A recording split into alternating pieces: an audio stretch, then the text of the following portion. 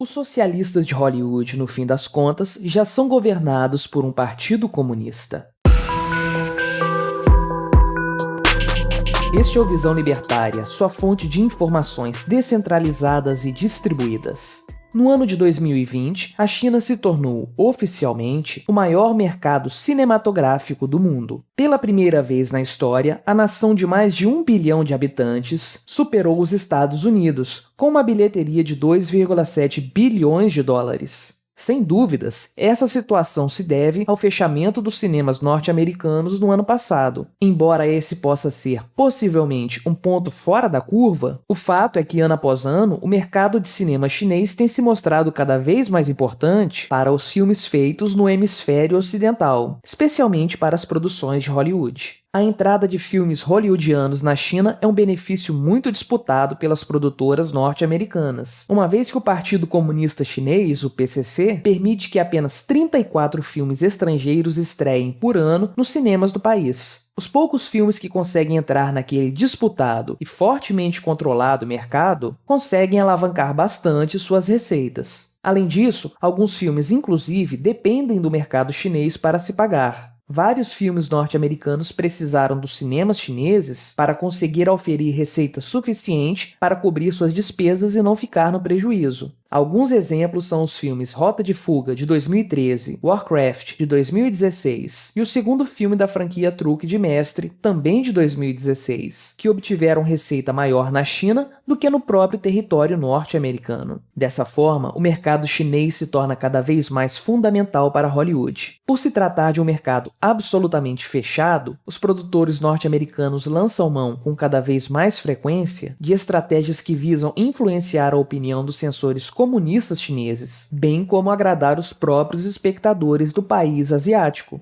Uma tática muito utilizada pelos produtores de cinema de Hollywood é trazer aos filmes elementos que os aproximem do público chinês. Muitos filmes já começam a ser ambientados no país, em produções compartilhadas entre produtoras dos Estados Unidos e da China. Também é cada vez mais frequente a inserção de personagens orientais nas tramas, em papéis de destaque cada vez maior. Como em qualquer ditadura, o governo chinês censura cada obra audiovisual exibida no país. Caso haja elementos que desagradem as diretrizes do partido, a obra é banida de todo o território nacional. Dessa forma, os produtores de Hollywood, para além de inserir em seus filmes elementos que aproximem a cultura chinesa das obras americanas, também passaram a tentar agradar o governo comunista chinês. Em inúmeras obras, os chineses são representados como exemplo de excelência e eficiência, como um país em que tudo funciona e cujo governo está no mais alto grau de competência possível. Por exemplo, no filme Gravidade, de 2013, a personagem Sandra Bullock consegue voltar para a Terra a bordo de um módulo de evacuação obtido na estação espacial chinesa. O quarto filme da franquia Transformers é outro exemplo. Tendo várias cenas filmadas no país, o filme retrata os camaradas do Partido Comunista de uma forma muito conivente. Na prática, esses filmes têm se comportado como verdadeiras propagandas para o partidão. Porém, não se trata apenas de pintar o governo chinês como uma democracia popular altamente eficiente. Estamos falando também de banir qualquer menção a coisas e eventos que desagradem os burocratas comunistas da China. Por exemplo, qualquer menção ao Tibete ou a Taiwan, territórios que claramente representam uma propaganda negativa para o governo chinês, é vetada. Vários filmes de Hollywood foram barrados dos cinemas chineses por esse motivo. Um dos casos mais marcantes talvez seja o do superastro Brad Pitt, que protagonizou 7 anos do Tibete em 1997. Após a obra, o ator foi colocado na geladeira pelo Partido Comunista Chinês, e várias de suas obras subsequentes foram impedidas de ser exibidas nos telões chineses, como Guerra Mundial Z e o mais recente Era Uma Vez em Hollywood, que também teve problemas com o governo chinês em função de sua representação caricata de Bruce Lee. Outro galã do cinema hollywoodiano, Richard Gere, passa por uma situação semelhante. Em 1993, ao apresentar o Oscar de melhor diretor, o ator falou por 30 segundos a respeito da terrível situação do Tibete, algo que naturalmente desagradou o governo chinês. Desde então, as portas das grandes produções se fecharam para ele. O ator declarou: "Há filmes em que eu não posso atuar porque os chineses diriam, ele não."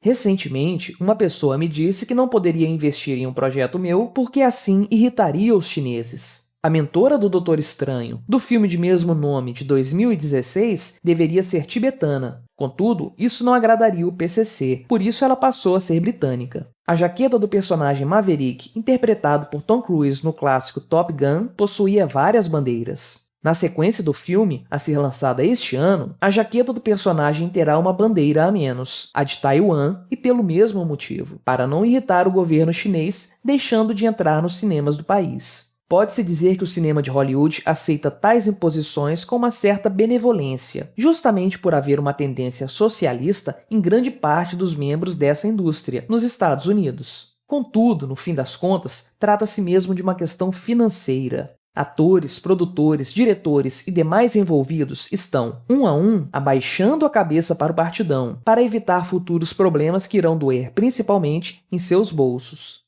A influência do PCC nas produções de Hollywood apenas escancara a hipocrisia patente dos progressistas que dominam aquela indústria. Eles, que amam encenar virtudes, posando como defensores do meio ambiente e das minorias oprimidas, baixam a cabeça para o governo que mais polui o meio ambiente e que atualmente mais oprime povos e minorias que tristemente vivem sob seu jugo. A censura feita pelo Partido Comunista Chinês aos filmes norte-americanos é real e cada vez mais presente. Não se trata apenas da proibição da exibição de alguns filmes no país. Além da já citada perseguição a atores, há também perseguição às produtoras. Se determinado estúdio fizer um único filme que incomode os comunistas da China, todos os outros filmes daquele estúdio poderão ser futuramente vetados. Por isso, cada filme produzido em Hollywood passa a sofrer modificações para deixá-lo mais palatável para os censores chineses, ainda que nunca venha a ser veiculado nos cinemas de lá. A influência chinesa no cinema norte-americano, contudo, não para por aí. Segundo Robert Kane, da Pacific Breed Pictures, provavelmente com exceção de Wall Street, a China é a maior investidora que Hollywood já viu.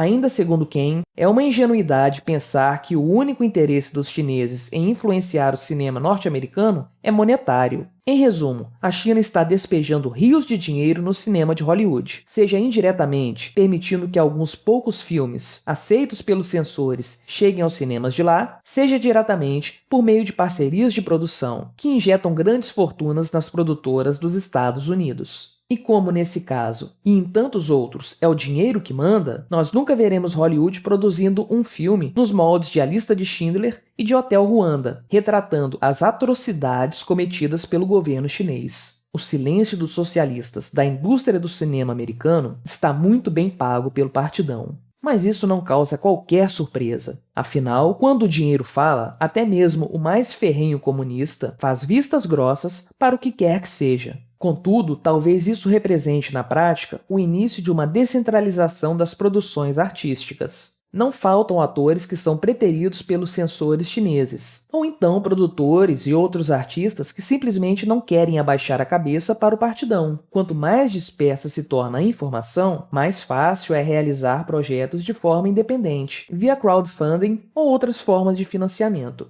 Aos poucos, pode surgir uma nova indústria cinematográfica mais descentralizada e mais imune às interferências dos partidos políticos, não importando de que país eles sejam. No fim das contas, a hegemonia cultural que o Partido Comunista Chinês busca nunca acontecerá, justamente por estarmos na era da informação distribuída. Não existe mais narrativa única. A todo momento, somos expostos a pontos de vista diferentes, e podemos chegar, com base nisso, a nossas próprias conclusões. O máximo que a interferência chinesa em Hollywood vai conseguir fazer é drenar o pouco de criatividade e senso artístico que ainda resta naquela indústria, transformando-a pouco a pouco numa insossa máquina de propaganda comunista. Mas, no fim das contas, não era esse o grande sonho dos socialistas de Hollywood? Obrigado por sua audiência. Este artigo foi revisado por JJ Liber, escrito, narrado e produzido por mim, Quintessência. Se você gostou deste vídeo, clique no ícone de curtir abaixo e compartilhe o vídeo em suas redes sociais. Se você deseja ser notificado de outros vídeos, clique em se inscrever e depois no ícone da campainha. Até a próxima!